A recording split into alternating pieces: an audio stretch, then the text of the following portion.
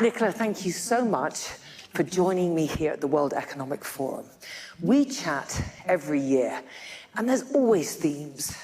Rebuilding trust is this year's, in leadership, but of course, spreading disinformation is huge. What does Facebook and Meta do to ensure that it doesn't happen and rebuild the trust with your users? So, Tanya, it's fantastic to be here with you. It's a bit of an annual tradition now, isn't it? So this is my 9th year here at Davos, and I do think that there is a coming together of people wanting to think about how we can solve some of the really big global imperatives that are out there at the moment.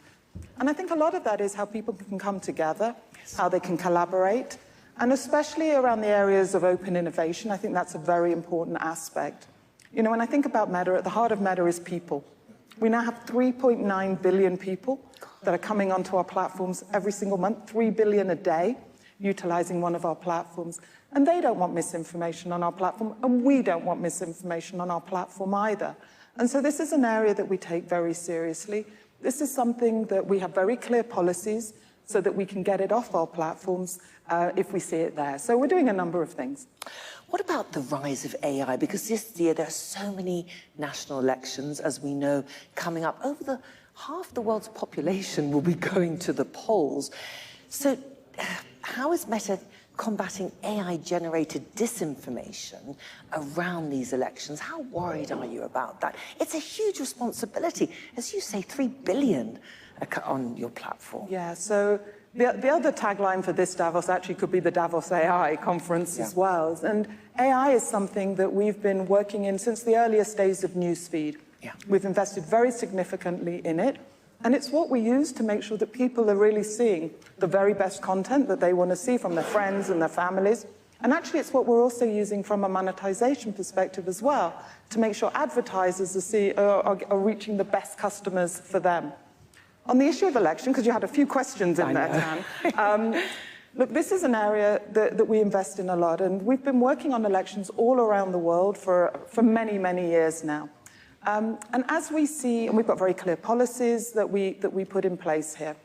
When it comes to elections, and this is a big year, one of the things that we do is actually create a special elections unit. That has policy experts, that has legal experts, that has data scientists, that has engineers in it, so that we can keep ahead of some of the changes that we might, that maybe come about that we hadn't thought about.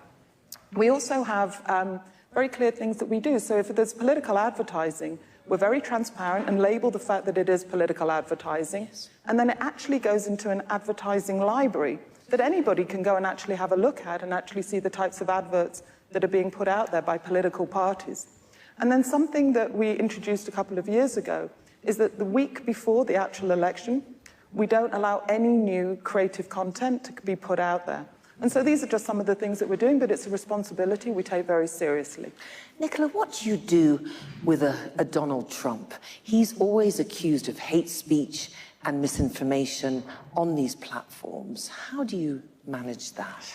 It's not about any one individual, political figure. We've got very clear guidelines.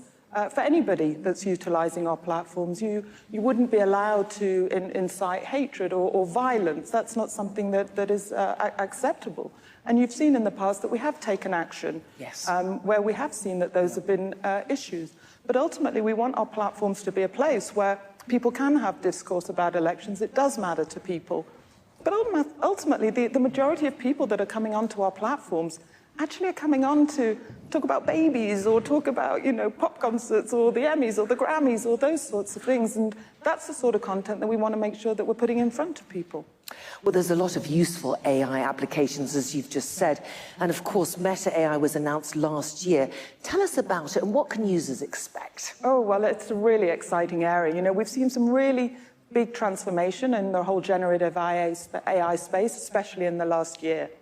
So we announced at the back end of last year Meta Assistant. And, they're still early days, but we believe that people will come onto our platforms and actually want to be able to have different assistants to advise you on different things. So you might want an assistant to talk to you about health. You might want about shopping. You might want one on education. And so you have different ones with different personalities that can come there. And I think this is a really exciting place because there's so many applications for it. It will allow people to be more productive, more efficient. It would allow people to be more creative and to be able to do things that, I don't know how creative you are, Tan, but you'll be able to make films, you'll be able to use imagery in new and in different and exciting ways. And I think that's a really exciting aspect that we're all in on in terms of how we're building our platforms for today. But then also the monetization side as well. We launched about a year ago our whole Meta Advantage suite, which brings together all our AI products, which help our advertisers get better performance, get better targeting, and also help on the creative as well. And we're seeing on average over a 30% increase in ROAS for the advertisers that are advertising through Meta Advantage suite. And now we're seeing it, the majority of our advertisers are actually using at least one of these products. So this is a really exciting thing for us. Yeah, I was going to ask you how AI is going to change the landscape of advertising.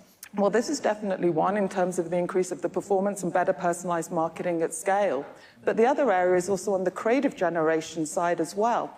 And we launched last year, and we're continuing to iterate on this, our generative AI sandbox. So what that allows us to do is change the backgrounds, change the copy, change the aspect ratios. But this is just early days of where you can imagine that this is going to get to.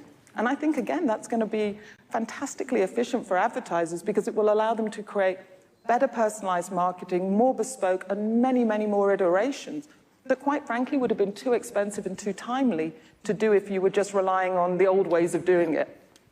How can Meta tools such as business messaging help business owners? Oh, well, I think this is a really exciting area.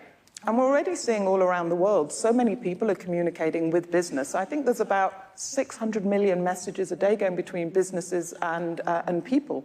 So this is a really big area, and it's especially a big area in parts of Asia and in Latin America. And there's a lot that we learn and we see there. So on the business side, we're already seeing from a marketing perspective, this is about a 10 billion run rate. I think we're only just getting going on this as well. When you start to think about the utility cases, the times that you get a message or an update, whether it's from a bank or a credit card, or, you're flying and you find out that your gate's changed. So there's so many different uses that we can see on here. And I'm really excited about that. And when you start to think in the future about how you might combine messaging with assistance and how that will change customer service, I think this is a really exciting area for advertisers. Nicola, I've got to ask you, because I'm very interested in your take, your opinion on X, formerly known as Twitter. How do you feel it's being run? Well, I think they've kept you in business with your coverage in terms of what's going on there. Look, ultimately, there's so many different choices out there for people in terms of how they want to communicate. From our side, we launched Threads last year, and we were really, really thrilled to see the uptake that we saw on Threads. Over 100 million people utilizing it, and we only just launched it in Europe as well, so that's been really exciting. Now, I know you're going to ask me next, what about advertising? Yes. We have no plans on that at the moment. So the way that it works for us is when we launch new products, like we did with Reels, like we did with Stories, we very much spend the time really making sure that we get the engagement and the momentum with people that are utilizing our platforms. And with Threads, it's still pretty early days, but we are really pleased with the engagement that we're seeing. But no news yet on the advertising. I'll let you know. That's next year's chat. So, of course, your CEO, Mark Zuckerberg, has said that the Metaverse is the future of the company. However, adoption still seems a bit of a long way off. When do you think it will happen? Realistic. So Mark did say that, and when he set out that vision, he was really talking about a decade's time. And the reason we need that amount of time is, there's changes that need to be made in the hardware. There's a whole software and all the apps that need to be created and all the developers that need to come in place in order to make that happen. Now, when you bring AI into the picture, the AI and the metaverse have always been happy bedfellows. They kind of go hand in hand. And the building blocks of the metaverse, whether it's the hardware, which is powered by AI, or the software that will be utilized and is already being utilized, actually will be further enhanced by AI. But we're already seeing so many use cases. So many different businesses are already utilizing, VR. They're utilizing AR in so many different ways. So I think about Pfizer. Pfizer's using it on to train its people on its supply chain and its production lines. We're seeing Lufthansa doing different things also with, there's a lot of training. Actually, training is a really big use case. We're also seeing that in medicine and surgery, where people are training, and you think about how expensive it is if you're actually training on real bodies. Yes. Well, now you can do it virtually, and actually you can perfect the techniques much better, much quicker. People are coming out much quicker and better trained. So these are some of the early use cases that we're already seeing. Oh, and education. Yeah. And personalized learning is an extraordinary thing that we're seeing. And the other bit that we forget about is actually it's really good fun. Yeah. It's very motivating to be able to learn in a new and a different way. So these are just some of the things, but still pretty early. Nicola, I remember a couple of conversations ago, probably a couple of years ago, we talked about Australia and the standoff there with the government. What's going on with the Canadian government?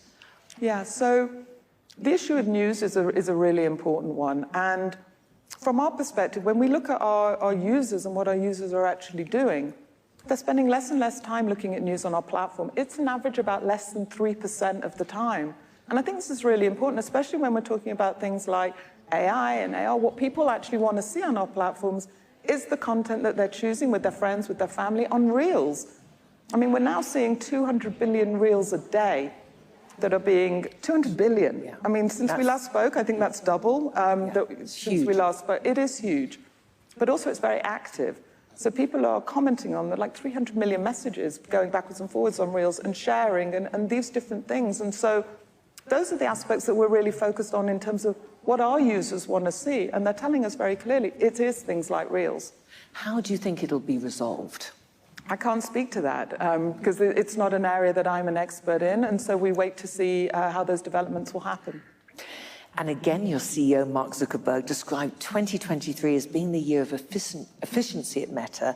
He did say it was going to be a tough year ahead, restructuring.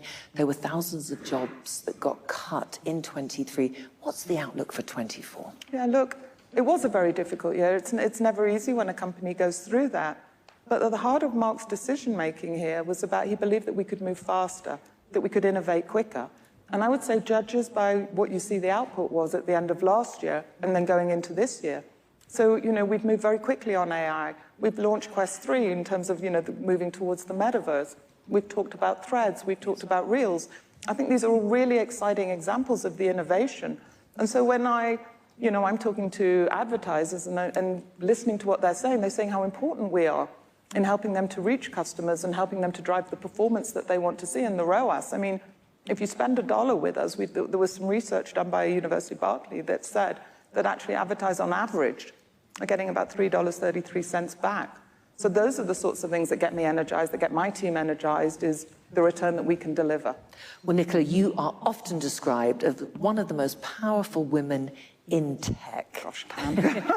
So where do you see tech heading? And do you feel that as a responsibility, not only in terms of encouraging the next generation of women executives, because there's such an inequality in gender, but also a responsibility, Nicola, as a mother, and a lot of critics criticizing social media platforms.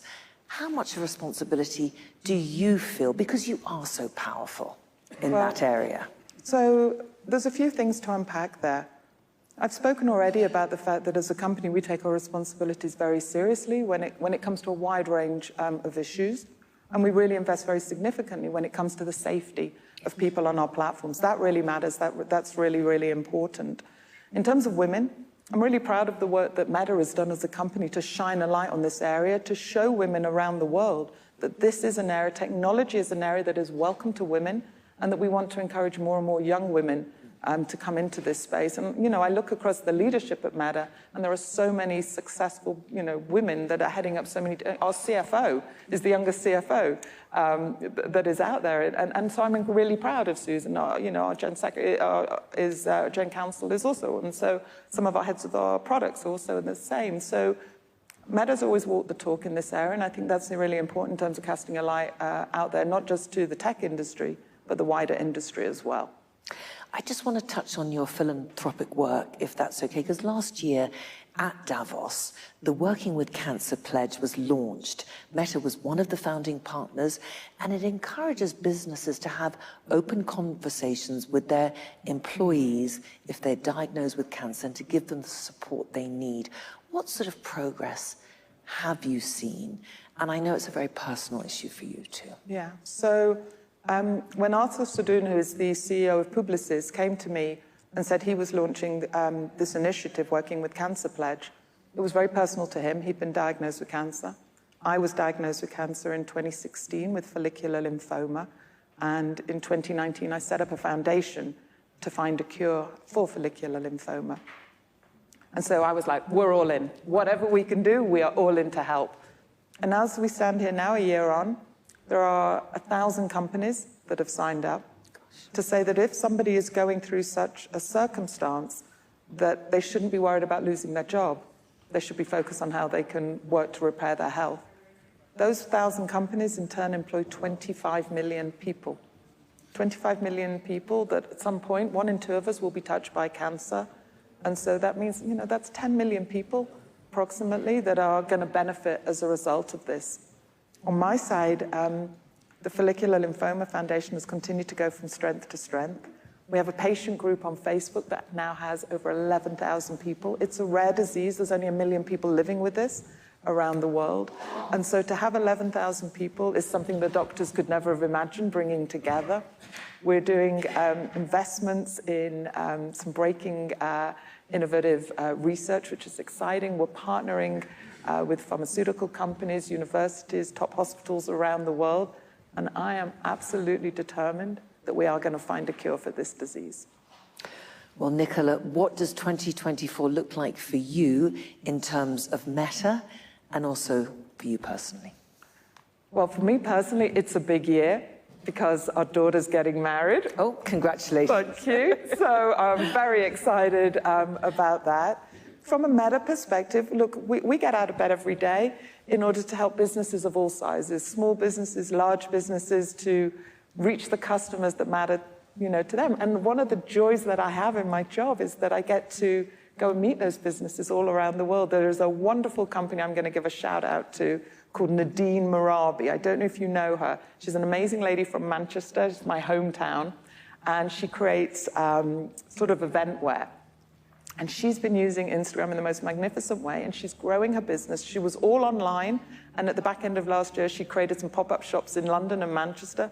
She's now selling all over the world, and that wouldn't have been possible just a handful of years ago. So I want to see more Nadine Marabis around the world, utilizing our platforms, growing their businesses, which of course is good for their families, it's good for their communities.